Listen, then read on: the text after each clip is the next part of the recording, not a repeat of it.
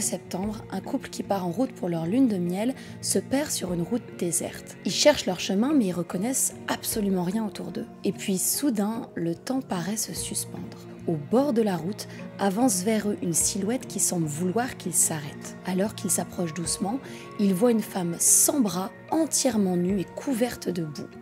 Il s'agit de Marie-Vincent et je vais vous raconter aujourd'hui son histoire hallucinante.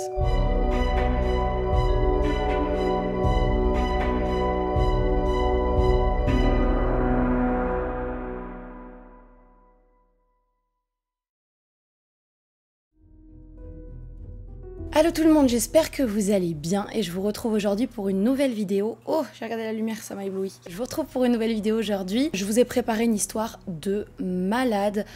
L'histoire de Marie-Vincent est juste incroyable et je peux rien vous dire parce que sinon je vais vous spoiler. Mais tout ce que je peux vous dire, c'est qu'après cette vidéo-là, vous aurez probablement plus jamais envie de faire du stop et je vous comprendrai. Je pense qu'on va être encore sur une vidéo assez longue aujourd'hui. Donc allez vous prendre un petit café, un truc à boire. Je vais aller chercher mon café. Et voilà, prenez-vous un petit café, une petite boisson et préparez-vous pour une histoire de dingue. Avant de continuer, merci beaucoup à notre sponsor du jour, Emma Matelas, qui m'a fait bien plaisir en m'envoyant leur matelas Emma original. Et d'ailleurs, j'étais super étonnée de voir qu'un matelas Queen entrait dans ce carton. J'ai l'impression que quand je vais l'ouvrir, il va genre... Il prend trop pas de place. Ouais, hein. J'ai le trac du matelas. Vincent, il gonfle. Libère-le. Faut que je le libère. Arrête, il gonfle. Vite, là-bas. C'est fou comment il prenait pas de place à la base. Oh waouh, il a l'air tellement confus. Ah ouais? Ouais, en vrai. Bref, une fois déballé, j'ai pu l'essayer et c'est un vrai nuage. En fait, c'est toute une technologie leur matelas. Pour ceux qui connaissent pas Emma Matelas, leur matelas original est le plus vendu en France en 2020 et 2021. Dans celui-là, il y a une mousse qui régule la température, une mousse mémoire de forme, une couche qui donne la pression parfaite. Enfin bon, c'est étudié pour que le sommeil soit incroyable. Leurs prix sont vraiment abordables pour cette qualité, la livraison est gratuite et si vous n'êtes pas sûr, ce qui est cool c'est que vous avez un essai de 100 jours et après ça 10 ans de garantie. Merci beaucoup Emma Matelas de m'avoir mis bien à l'aise avec ce matelas de fou. Je suis très contente de collaborer avec cette marque avec qui j'ai déjà travaillé dans le passé et que j'aime beaucoup. Je vous mets un petit lien en barre d'infos pour aller sur leur site. Et si jamais vous comptez acheter un matelas en ce moment, profitez-en parce qu'ils ont des promotions qui vont jusqu'à moins 50% sur leur site. Et avec mon code ROMI, vous avez moins 10% de réduction supplémentaire sur les matelas. Le code est valide jusqu'au 12 septembre. Et c'est tout, je vous laisse avec la suite de la vidéo.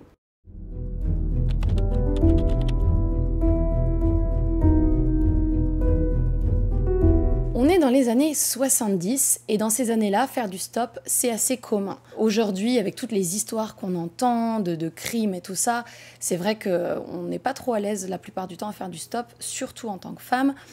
Mais dans les années 70, c'était beaucoup moins courant ces histoires-là. Donc c'était un mode de transport comme un autre qui était d'ailleurs très souvent utilisé. Et donc pour la jeune Marie-Vincent, 15 ans, c'est un geste assez anodin. Elle est en train de faire du stop au bord de la route et elle veut se rendre chez son grand-père. Marie-Vincent, elle est née en 1963, elle a 15 ans et elle vit dans une famille avec 7 frères et sœurs. Elle grandit à Las Vegas avec sa famille et c'est une jeune fille qui est très pétillante, elle a la joie de vivre, elle est passionnée par plein de choses et elle est très forte en danse notamment. Elle fait de la danse, des compétitions, elle est super bonne et ses professeurs vont d'ailleurs dire d'elle qu'elle pourrait carrément faire sa carrière, elle est très douée pour ça. On est en été 1978 et à ce moment-là, les parents de Marie-Vincent malheureusement sont en train de divorcer. Et comme ça peut arriver parfois dans certains divorces, malheureusement, les enfants trinquent un peu. Et c'est le cas de Marie-Vincent. Elle se sent pas écoutée, elle sent plus qu'elle a sa place dans sa famille, elle vit assez mal tout ça. Et donc pour échapper à tout ça, elle décide de s'enfuir de sa maison. Mais elle va pas s'enfuir quelques jours là, elle va s'enfuir des semaines entières. Je vous rappelle, elle a seulement 15 ans. Le problème, c'est que pour une jeune fille de 15 ans, elle va où à 15 ans? Tu sors de chez toi, tu fais quoi? Tu vas où? Elle n'est pas au courant des ressources qui existent pour les personnes dans la rue. Enfin, même moi, j'y connais absolument rien, donc j'imagine, elle, en 78, à 15 ans, elle devait être totalement perdue. Et c'est le cas. Elle est perdue, et du coup, elle va dormir dans des voitures qui sont restées ouvertes, sous des ponts. Enfin, elle se débrouille comme elle peut pour survivre dans la rue. Et puis, elle rencontre un homme, Diego, qui a 26 ans.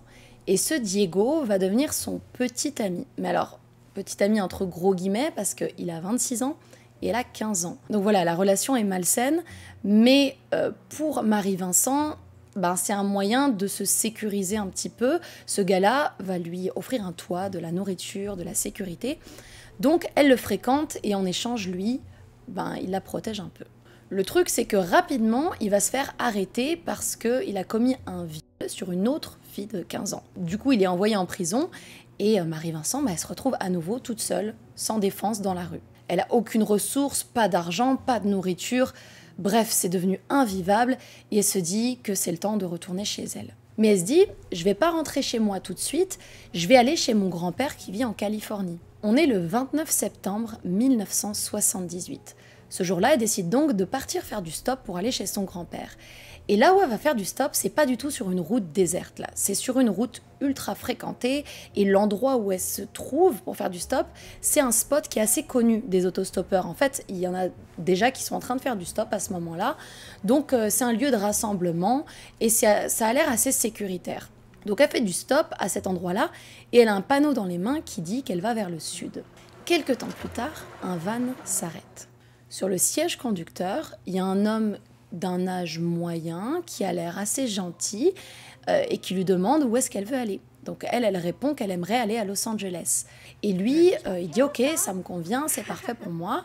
Et ce gars-là, il a l'air assez gentil, assez souriant. En fait, quand elle le regarde, ça lui fait un peu penser à son grand-père. C'est un vieil homme chaleureux, souriant, donc elle se méfie pas plus que ça. Mais les autres autostoppeurs, eux, ils se méfient. Parce qu'il s'avère que ces autres autostoppeurs, ils ont également un panneau qui dit qu'ils vont vers le sud. Sauf que le conducteur du van, il veut prendre que Marie, qui a 15 ans. C'est assez bizarre parce que dans le van, il y a des places pour plusieurs personnes. Mais le grand-père un peu étrange, il est catégorique, il ne veut prendre que Marie. C'est très bizarre. Et du coup, les autostoppeurs disent à Marie, écoute, ce gars-là est creepy, fais attention, c'est pas sécuritaire que tu montes avec lui. Sauf que Marie, elle est épuisée par ces semaines où elle a dormi dehors. Imaginez pour une jeune fille de 15 ans, elle a juste envie de rentrer chez elle, elle est fatiguée, elle est à bout de souffle émotionnellement. Et puis ce gars-là, il lui inspire confiance, il a vraiment l'air ultra inoffensif, elle a envie de lui faire confiance. Donc elle monte dans le van. Je vous rappelle qu'on est en 70 et que l'autostop a pas si mauvaise réputation. Des histoires d'horreur d'autostoppeurs, on n'en a pas entendu tant que ça à cette époque-là.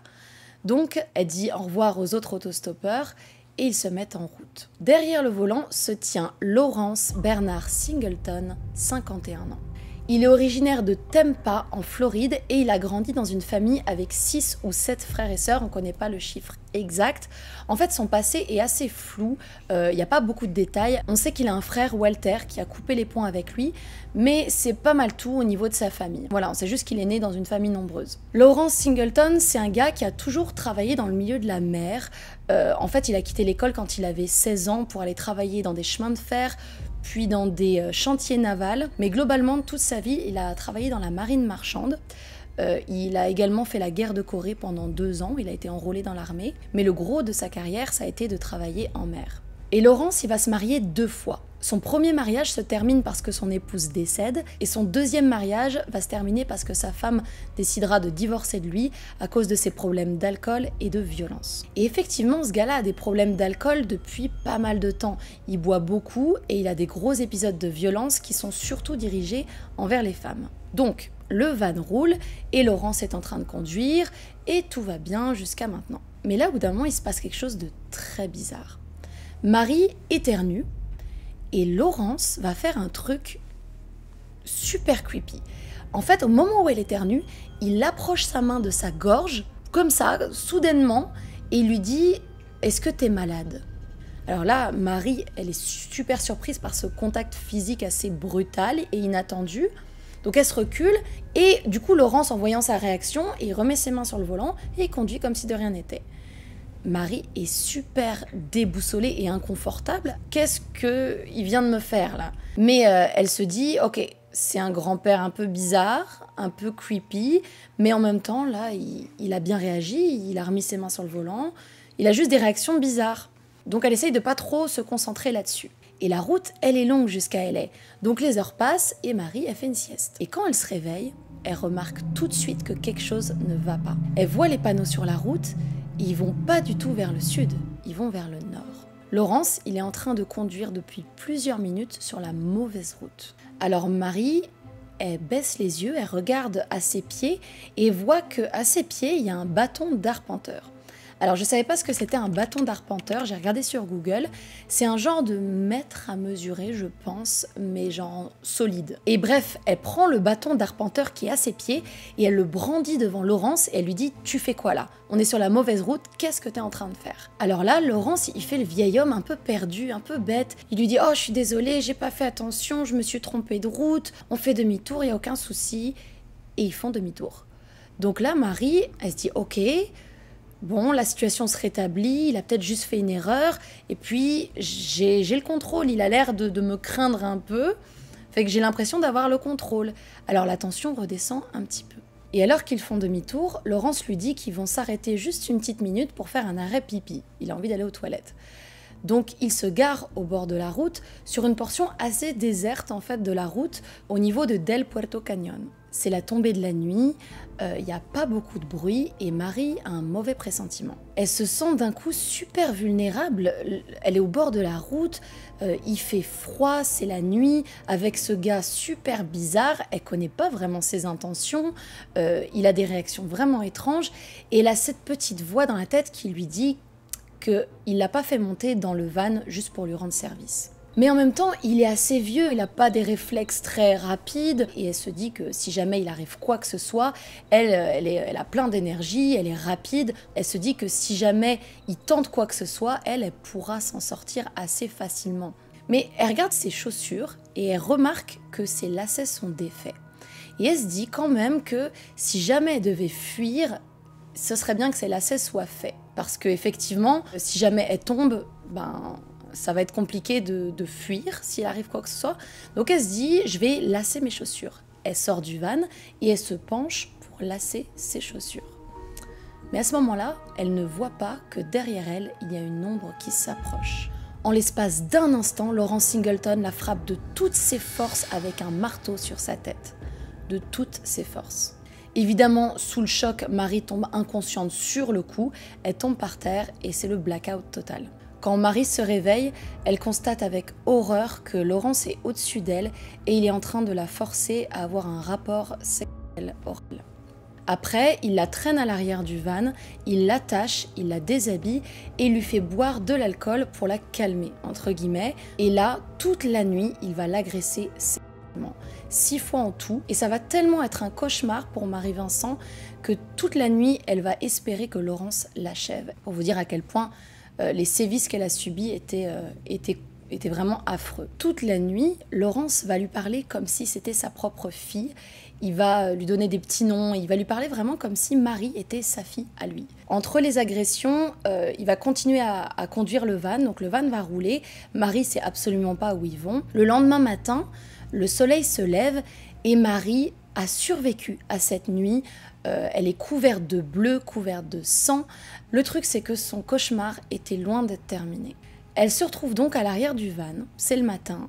Elle est au bout du rouleau, à bout de souffle, elle en peut plus. Et là, Laurence vient la voir une nouvelle fois. Et elle le supplie de la libérer, elle promet qu'elle n'en parlera jamais à personne, qu'elle restera silencieuse. Elle le supplie, libère-moi s'il te plaît. Et là, Laurence lui dit, tu veux être libre? Ok, je vais te libérer. Donc là, Marie, elle se dit, ok, c'est peut-être ma chance, c'est peut-être le moment où ce cauchemar va prendre fin. Laurence dénoue les liens de Marie, il l'amène au bord de la route et il la laisse allonger là un petit instant. Il va vers sa camionnette, il ouvre une boîte à outils et là, il va prendre une hachette. Il revient et en un instant, il abaisse la hachette sur le bras gauche de Marie, juste en dessous de son coude. Ça se passe extrêmement rapidement. Et là, Marie, elle tombe à la renverse. Elle était comme un peu assise, à demi allongée, et elle tombe à la renverse. Et elle comprend pas parce que elle voit son bras, elle est agrippée à la jambe de Laurence, mais elle est en train de tomber. C'est pas logique. Elle est en train de l'agripper et elle tombe en arrière. Alors elle regarde son bras gauche, et là, elle réalise qu'en un seul coup de hache, Laurence vient de lui enlever son bras gauche. Elle constate avec horreur que son bras est encore agrippé à la jambe de Laurence, mais il n'est plus attaché à son corps. Imaginez le choc inimaginable qu'elle a dû avoir à ce moment-là. Et le plus fou dans tout ça, c'est qu'on pourrait penser qu'à ce moment-là, elle s'évanouit. Mais non, elle reste totalement consciente. Et souvent, le corps fait ça. Il va te mettre en blackout, tu vas t'évanouir parce que la douleur est juste trop intense et ton corps est comme « Ok, stop, on éteint tout ». Mais là, elle reste consciente. Donc, elle sent la douleur, elle sent tout ce qui se passe. Laurence lève à nouveau sa hache au niveau du bras droit de Marie. Sauf que là, Marie, elle sait ce qui est en train de se passer et elle se débat. Il lui faudra 3 coups successifs pour parvenir à lui couper son deuxième bras. Marie est juste impuissante, elle peut rien faire, elle est consciente de tout et elle subit son destin. Mais les horreurs que fait vivre Laurence à Marie sont pas encore terminées. Il va prendre le corps de Marie et le jeter par-dessus une falaise de 10 mètres de hauteur. Donc quand elle tombe, évidemment, c'est terrible. À ce moment-là, elle se casse 4 côtes, elle se blesse absolument partout. Donc il la jette par-dessus la falaise et lui va ensuite aller la rejoindre en bas de la falaise en descendant avec précaution. Pour pas qu'il se blesse, évidemment. Il l'a vraiment jeté comme un sac poubelle, quoi. Il voulait vraiment l'achever à ce moment-là. Bref, il la retrouve en bas de la falaise et en fait, il y avait un tuyau en béton. Vous savez, le genre de tuyau par lequel s'écoulent les égouts, un gros tuyau en béton. Il va prendre le corps de Marie et il va mettre son corps dans le tuyau en béton. Et il se dit qu'en fait, là, elle va être cachée, elle va mourir là et puis personne va la retrouver dans ce tuyau-là. Donc, il la met dans le tuyau et là, il lui dit « Ok, tu es libre maintenant ». Et il s'en va. Il va laisser la jeune Marie-Vincent de 15 ans seulement se vider de son sang dans ce tuyau en béton au milieu de nulle part. Et ensuite, il va remonter tranquillement la falaise, remonter dans son van et reprendre sa vie comme si de rien n'était. Et donc, Marie se retrouve toute seule dans ce tuyau en béton, immobile, seule avec ses pensées, des pensées qui commencent à vaciller, parce qu'elle a très envie de s'endormir. Elle est épuisée, la douleur est clairement insupportable. À ce niveau de sévices corporels, logiquement, tu n'es pas censé rester conscient. Donc là, petit à petit, elle tombe dans l'inconscience, elle doit vraiment lutter pour rester réveillée. Imaginez la force mentale qu'il faut avoir. Mais Marie, elle tient bon. Et il y a une pensée en fait qui la fait tenir. Elle se dit que si elle meurt, ce gars-là va faire ça à d'autres filles. Alors Marie, qui a une combativité incroyable, je ne sais pas comment elle fait pour se motiver, pour se donner de l'énergie, mais elle réussit à s'extirper du tuyau en béton. Elle se met debout sur ses jambes, mais là elle constate qu'elle perd énormément de sang. Alors qu'est-ce qu'elle fait ? Elle va prendre de la boue par terre et elle va colmater ses plaies avec de la boue qui va sécher et agir comme un genre de plâtre, une pâte assez dure en fait. Et je sais pas, je trouve ça assez intelligent, je sais pas, je suis pas médecin, si ça se trouve c'est une très mauvaise idée, mais je trouve ça assez intelligent. Et d'ailleurs, en faisant ça, en fait, elle arrive à arrêter un peu l'hémorragie. J'ai trop de respect, incroyable. Et là, elle lève les yeux et elle constate où elle se trouve. Elle se trouve tout en bas d'une falaise qui est abrupte, et remonter la falaise, ça va être l'enfer. Elle a quasiment plus d'énergie. Gravir une montagne alors que tu as envie de tomber inconsciente toutes les 2 secondes, c'est quasiment mission impossible. Mais elle se démonte pas et elle commence à gravir la falaise. Elle va prendre toute une journée pour monter cette falaise, mais elle va y arriver. Elle va monter en haut de la falaise. Quand finalement elle atteint le sommet, elle voit la route. Sauf qu'il n'y a absolument personne sur cette route. Elle est déserte. Le truc, c'est qu'elle entend un bruit au loin de trafic, de voitures. C'est assez lointain, mais elle l'entend. Donc elle décide de marcher vers ce bruit-là. Marie marche pendant des longues minutes sur la route, quand enfin une voiture de sport rouge s'avance vers elle. Donc là, Marie, elle se dit « c'est bon, je suis sauvée, mon calvaire est enfin terminé ». La voiture s'avance doucement vers elle pour s'arrêter. Et là, d'un coup, la voiture accélère et s'en va au loin. Et Marie se retrouve toute seule sur la route à nouveau. À l'intérieur de la voiture rouge, c'était 2 hommes. Et quand ils se sont approchés de Marie et qu'ils ont vu la silhouette, ils ont vu une silhouette nue, recouverte de boue, sans bras. Et ils ont pris peur. Et ils sont partis. Et je peux comprendre en un sens la réaction qu'ils ont eue, mais c'est tellement frustrant. Tellement frustrant de se dire qu'elle était à 2 doigts d'être sauvée à ce moment-là. Probablement qu'ils s'en sont beaucoup voulu après ça, mais c'est quand même non-assistance à personne en danger. En tout cas, du coup, Marie se retrouve seule sur cette route et elle continue à marcher en espérant que quelqu'un vienne la sauver. Il y a une 2e voiture qui s'approche de Marie. À l'intérieur, c'est un couple qui vient de faire sa lune de miel et ils se sont perdus en fait sur la route. Donc ils s'approchent de Marie et cette fois-ci, ils s'arrêtent. Tout de suite, le couple vient à son secours, il l'enroule dans une serviette et tous les trois, ils roulent à toute vitesse. En fait, ils vont chercher un téléphone parce qu'on est en 70 et qu'il n'y a pas de téléphone mobile. Donc ils cherchent un téléphone, ils en trouvent un et ils appellent les secours. Et en fait, c'est un hélicoptère qui va venir chercher Marie pour l'emmener dans l'hôpital le plus proche. Quand ils arrivent à l'hôpital, Marie est tout de suite prise en charge. C'est vraiment la course contre la montre pour la sauver parce que Marie, elle a perdu 50% de son sang. Et elle est toujours en vie à ce moment-là. C'est vraiment fou de se dire qu'elle a survécu à tout ça. Et donc, ils font tout pour la sauver. Et elle est tellement combative et tellement forte qu'elle réussit à survivre et à se remettre de ses blessures. Elle aura des prothèses au niveau de ses avant-bras avec des crochets au bout. Et en fait, pour pouvoir reconstruire un de ses bras, ils ont dû prendre une partie de sa jambe. Donc, elle ne pourra plus jamais danser après ça. Mais si vous pensez que c'est la fin de l'histoire, attendez parce que le calvaire de Marie n'est pas encore terminé. En sortant de l'hôpital, Marie est beaucoup trop traumatisée pour se replonger dans tous ces événements, mais elle veut vraiment arrêter cet agresseur, elle veut vraiment pas qu'il recommence, et la police aussi veut vraiment l'arrêter. Alors ils se mettent d'accord ensemble pour mettre Marie sous hypnose pour obtenir le plus de détails sur l'agression et sur l'agresseur. Et l'hypnose, elle marche super bien. Ils arrivent à avoir tellement de détails sur l'agresseur qu'ils vont faire un portrait robot qui est vraiment bien fait. Regardez ça. Souvent, les portraits robots sont un peu bizarres. On a du mal à reconnaître la personne. Mais là, en l'occurrence, ils ont réussi à faire un super portrait qui est très ressemblant. Et ce portrait va circuler absolument partout. Et une personne va reconnaître ce gars-là. C'est une femme qui le reconnaît et ce monsieur, c'est son voisin, c'est son ami. Ils vont au bowling ensemble régulièrement. C'est Lawrence Singleton. Il est arrêté le 9 octobre, 2 semaines après l'attaque de Marie. Et 5 mois après cette attaque, le procès a lieu. Et Marie, elle doit donc se rendre au procès pour lui faire face. Imaginez l'horreur pour elle de faire face à ce gars-là à nouveau. Mais elle veut le faire, elle se sent prête, elle veut absolument que ce gars-là soit sous les barreaux. Ils sont au procès et Marie est à 3-4 mètres de Lawrence, donc ils sont assez proches physiquement. Et si je vous dis ça, c'est parce que ce détail-là va être assez important, je vais vous expliquer pourquoi dans 2 minutes. Donc le procès a lieu et le juge rend son verdict. Lawrence s'est condamné à 14 ans de prison et il sera éligible à la liberté conditionnelle. Alors là, j'imagine que vous êtes peut-être un peu choqués d'entendre 14 ans de prison, c'est vrai que c'est une peine qui a l'air assez courte pour ce qu'il a fait, mais en fait je vais vous mettre en contexte pourquoi il a pris 14 ans. C'est qu'à l'époque, c'était le maximum pour ce genre de crime, et aussi et surtout, on ne pouvait pas cumuler les peines, parce que Lawrence a été incriminé pour vol, séquestration, torture, etc., etc., mais on ne pouvait pas additionner les peines, donc c'était tout en un. Et c'est pour ça qu'il a pris seulement 14 ans. Évidemment, aujourd'hui, ça aurait été très différent.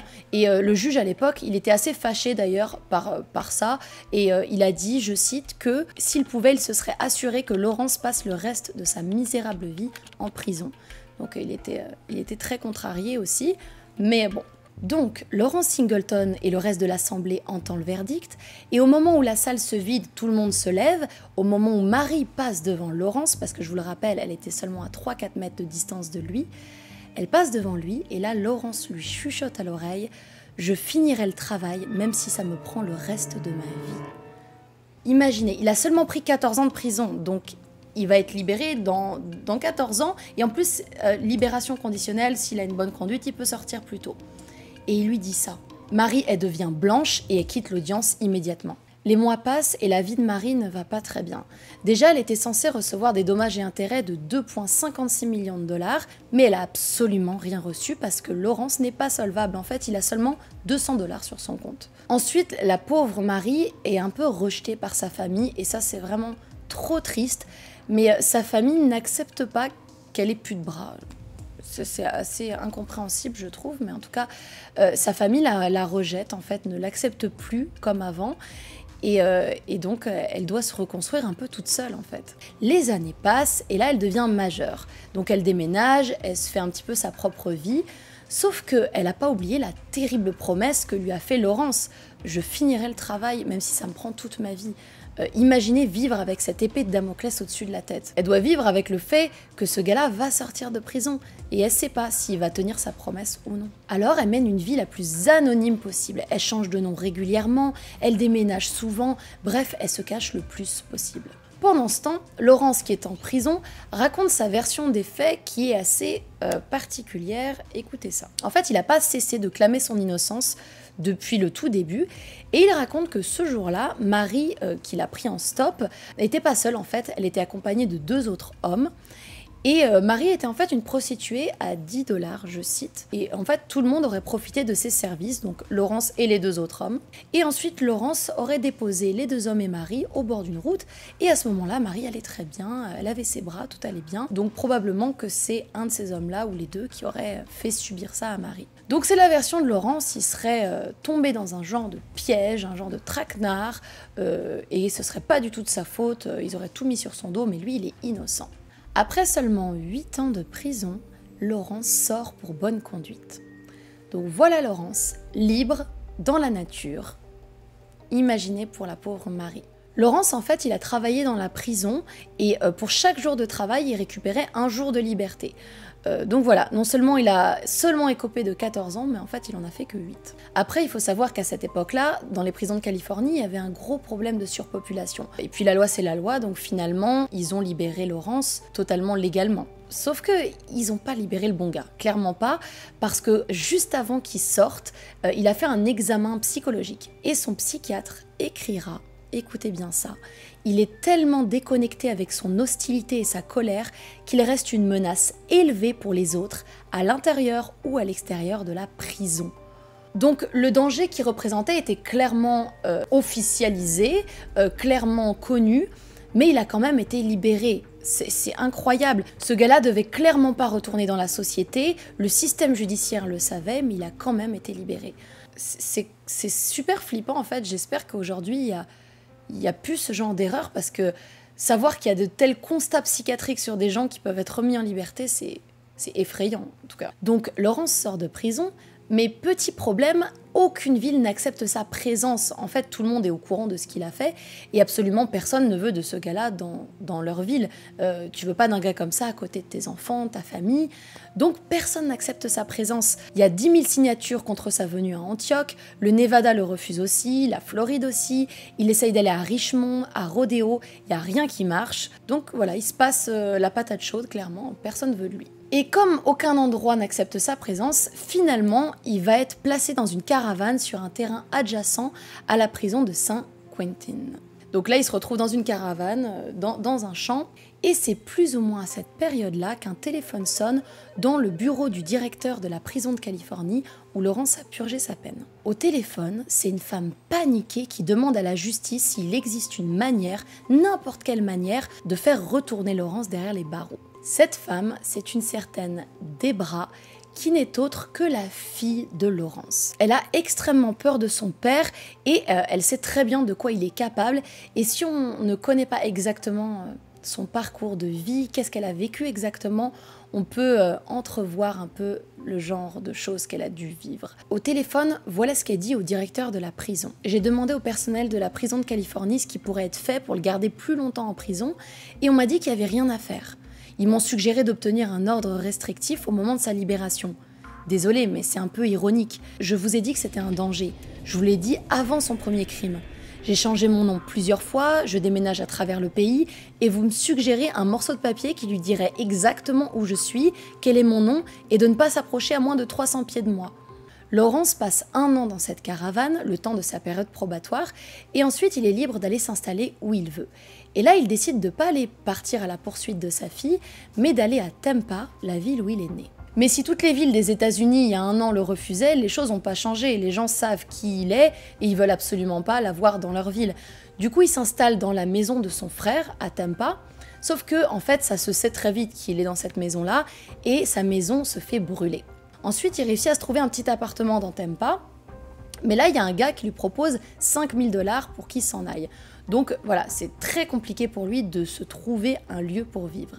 Mais finalement, il va se trouver un petit coin à l'est de Tampa, dans un petit quartier où les gens le connaissent pas trop, et puis pour ceux qui le connaissent, ils évitent un petit peu le sujet, enfin bref, une communauté où il peut être accepté. Il va donc s'installer dans une petite maison de banlieue à l'est de Tampa. Sa maison, elle est super bien entretenue. Il coupe son gazon régulièrement, c'est un voisin très agréable. De temps en temps, il va faire des barbecues et il va même offrir des steaks à ses voisins. C'est des offrandes un peu bizarres, mais pourquoi pas.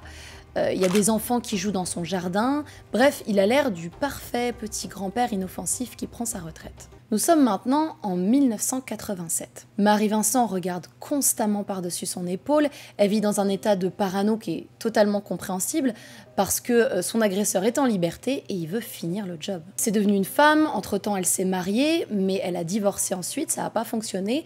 Donc elle est à nouveau seule à ce moment-là de sa vie et elle croule sous les dettes.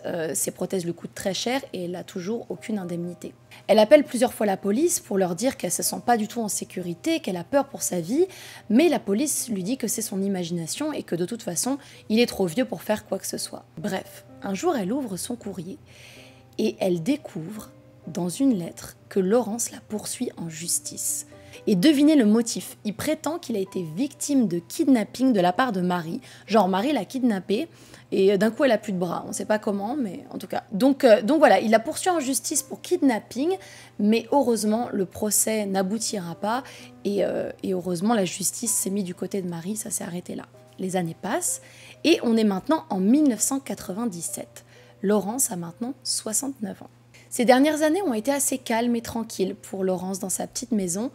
Mis à part 60 jours de prison, il a fait un petit peu de prison parce qu'il a volé des objets pas chers du tout.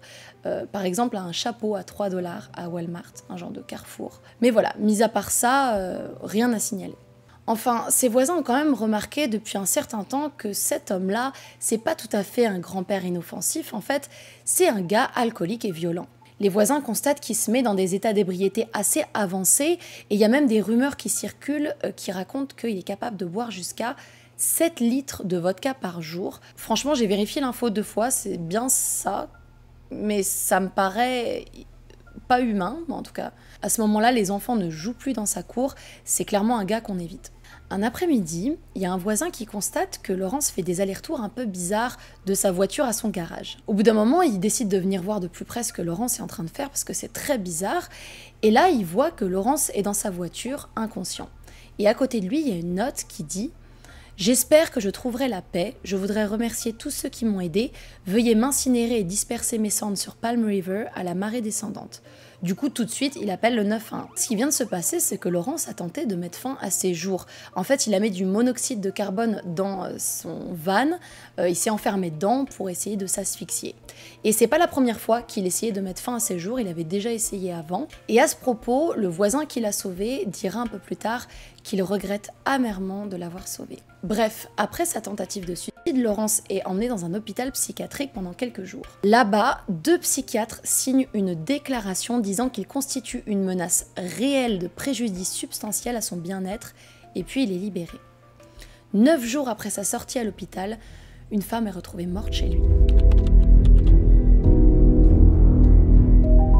Ce jour-là, c'était un mercredi, et le propriétaire de la maison de Laurence avait prévu de faire venir des peintres en bâtiment ce jour-là, mais il n'avait pas prévenu Laurence. Donc les peintres arrivent à la maison de Laurence, ils sont 2, c'est Paul et son oncle Robert. L'oncle Robert reste dans la voiture pendant que Paul s'approche de la maison de Laurence. Et la porte arrière de la maison de Laurence est ouverte, et là, Paul entend comme des genres de gémissements. Il pense alors que Laurence est en train de s'envoyer en l'air. Du coup, ce qu'il fait, c'est qu'il va à la porte d'entrée et il frappe très bruyamment pour se faire entendre et pour interrompre tout ça. Sauf qu'il remarque que la porte d'entrée est entrouverte. En fait, il a juste besoin de la pousser. Donc, il ouvre un peu la porte et là, il entend des genres de cris, de gémissements qui appellent à l'aide. Il parcourt la maison des yeux et là, il est dans l'entrée. Donc, il voit pas toute la maison, mais il arrive à distinguer une partie de la cuisine et il voit que sur le comptoir, il y a des pilules éparpillées et il sent aussi une très forte odeur d'alcool. Il fait encore quelques pas, il s'avance vers le salon Et là, il tombe nez à nez avec Laurence qui est entièrement nue, qui est penchée au-dessus du corps d'une femme. Il distingue pas trop la femme, la silhouette, à quoi elle ressemble, mais il y a une femme sur le canapé qui est étendue, couverte de sang. Et là, Laurence se retourne d'un coup, regarde Paul droit dans les yeux. Et là, il y a un instant de flottement. Et ensuite, Laurence se retourne à nouveau vers la femme, comme si de rien n'était. Là, Paul, il s'enfuit en courant de la maison, il court vers son oncle Robert qui est encore dans la voiture et il va lui demander de l'aide, il lui explique ce qui est en train de se passer. Et les deux hommes s'approchent à nouveau doucement de la maison de Laurence. Et là, ils regardent par la fenêtre pour voir ce qui se passe à l'intérieur et ils voient que Laurence est au-dessus du corps de la femme et il est en train de l'étrangler.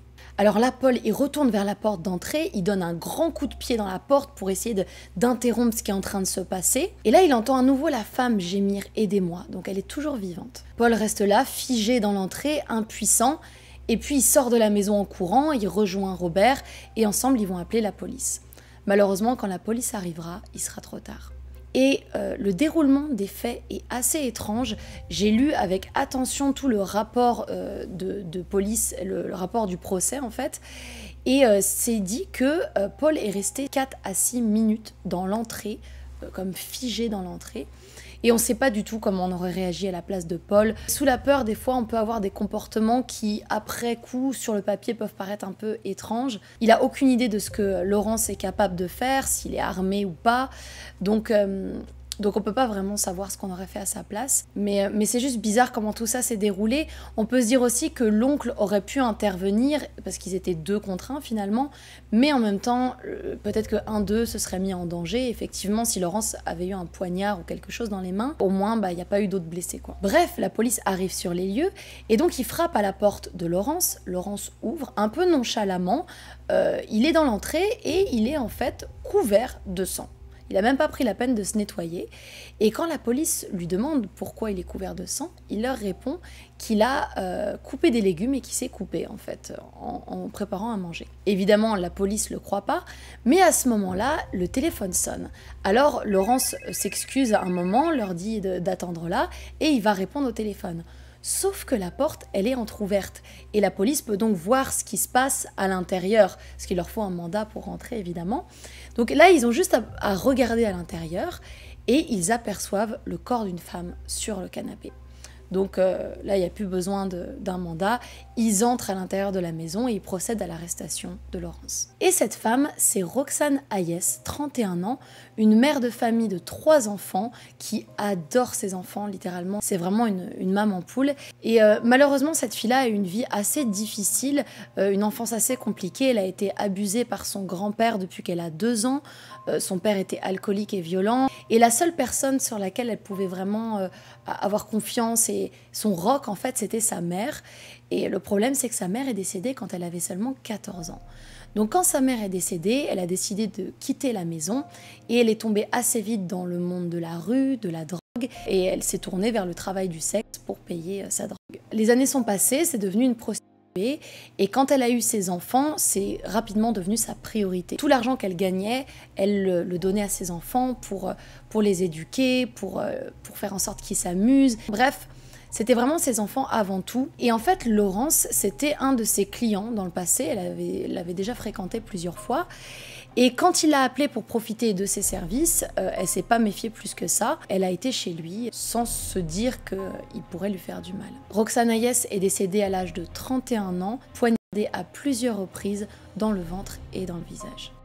Quand Laurence a été arrêté, il n'a pas opposé de résistance, il a vraiment suivi de bon cœur les policiers. Il leur a raconté qu'en fait, ils se sont disputés, qu'elle lui a jeté quelque chose au visage et que du coup, il se serait défendu en la tuant. Il leur a dit « J'imagine que ça fait de moi un meurtrier, donc vous pouvez m'arrêter ». Sur le chemin en route pour le poste de police, il était détendu, il faisait des blagues. Il n'avait pas l'air vraiment de mesurer ce qu'il venait de faire. Et il dira aux officiers « J'ai été piégé la première fois, mais cette fois, je l'ai fait ». Il a été statué qu'il était totalement lucide et cohérent pendant son crime, malgré qu'il ait bu un peu, il était totalement en maîtrise de la situation. Il a changé plusieurs fois de version. La première version, c'est celle qu'il a dit quand il s'est fait arrêter, mais après, il a raconté aussi qu'elle s'était poignardée elle-même et qu'ensuite ils se seraient embrassés langoureusement jusqu'à ce qu'elle décède. Voilà, il y a eu vraiment plein de versions qui faisaient pas trop de sens. Un peu comme avec Marie-Vincent, il a changé plusieurs fois sa version de l'histoire. Et quand Marie-Vincent, justement, entend que Laurence s'est fait arrêter, elle n'hésite pas une seule seconde, elle se rend au procès pour témoigner et faire en sorte que ce gars-là il soit arrêté une bonne fois pour toutes. Après seulement 4 heures de délibération, Laurence est jugée coupable puis condamnée à mort le 14 avril 1998. Soulagement énorme évidemment pour tout le monde, soulagement énorme pour Marie-Vincent qui peut enfin vivre sans la menace constante de son agresseur. Et le 28 décembre 2001, 23 années après avoir commis son premier crime, Laurence décède dans le couloir de la mort d'un cancer à l'âge de 74 ans, avant son exécution. Ça peut être un peu frustrant de se dire que Laurence n'a pas reçu sa peine. Ça l'a été aussi pour Marie au début, mais rapidement, elle s'est sentie quand même très soulagée de ne plus vivre sous cette menace. Elle s'est sentie quand même libérée et rassurée. Après ça, Marie a enfin pu reconstruire sa vie et ça me fait tellement plaisir de savoir que la roue a tourné enfin pour elle. Elle s'est remariée, elle a une vie de famille épanouissante avec ses 2 enfants. Elle a commencé à faire des interviews, des conférences, à parler un petit peu plus de son histoire en fait, parce qu'elle ne l'avait pas vraiment fait avant. Son histoire qui est incroyablement inspirante parce que cette fille a une combativité qui est juste incroyable. Tout ce qu'elle a traversé, elle aurait pu s'écrouler à tellement de moments dans cette histoire-là. Aujourd'hui, c'est une femme forte et attendez, ça c'est incroyable. Marie-Vincent, qui n'a plus de bras, est maintenant devenue une artiste. Vous avez bien entendu, c'est une artiste, elle peint, elle fait des peintures incroyables. Il faut savoir que juste après l'attaque, avec ses prothèses, elle pouvait même pas dessiner une ligne droite. Même avec une règle, elle n'y arrivait pas, c'était impossible. Et aujourd'hui, elle fait des œuvres de fou. Je trouve ça juste tellement incroyable et inspirant. Elle s'est mise à cuisiner aussi, elle fait des tonnes de choses aujourd'hui, elle a vraiment reconstruit sa vie. Et si évidemment ce genre de traumatisme on guérit jamais complètement de ça, elle a réussi à inspirer énormément de gens avec sa force, avec sa combativité et sa capacité d'adaptation. Et c'est ça que je trouve incroyable avec elle, c'est qu'elle a réussi à faire ce que beaucoup d'entre nous espèrent un jour réussir dans leur vie, c'est-à-dire laisser quelque chose de positif en fait aux autres, et c'est ce qu'elle a réussi à faire et je trouve ça vraiment beau. Grâce à cause de toute cette série d'événements, il y a eu une nouvelle loi qui s'appelle le Singleton Bill en Californie qui empêche les criminels ayant utilisé la torture dans leurs crimes de sortir plus tôt que leur peine pour bonne conduite. Donc voilà, maintenant ce qui s'est passé avec Laurence ne peut plus avoir lieu. La question qui demeure dans cette histoire, c'est combien d'autres victimes il y a eu? Parce que le jour où Laurence a pris Marie en stop et qu'il a commis son crime, il avait 51 ans. C'est rare les tueurs ou les criminels qui commencent à faire leur crime à la moitié de leur vie. En général, c'est quelque chose qui grandit, qui mûrit, qui n'arrive pas comme ça d'un coup. Donc, combien y a-t-il eu d'autres victimes de Laurence? Il y a eu plusieurs disparitions très inquiétantes dans les mêmes régions où Laurence se rendait, à la même époque, avec des profils très similaires à celui de Marie ou bien celui de Roxane. Donc les enquêteurs travaillent encore aujourd'hui à essayer de trouver des potentielles victimes de Laurence et une douzaine pourraient être liées à lui aujourd'hui. Voilà pour cette histoire qui j'espère vous aura plu. N'hésitez pas à me laisser vos commentaires, je les lis avec plaisir. Si vous voulez que je traite des cas en particulier, vous pouvez aussi me le mettre en commentaire. Et c'est tout, moi je vous souhaite de ne pas faire trop de cauchemars cette nuit et je vous dis à très bientôt pour une prochaine vidéo.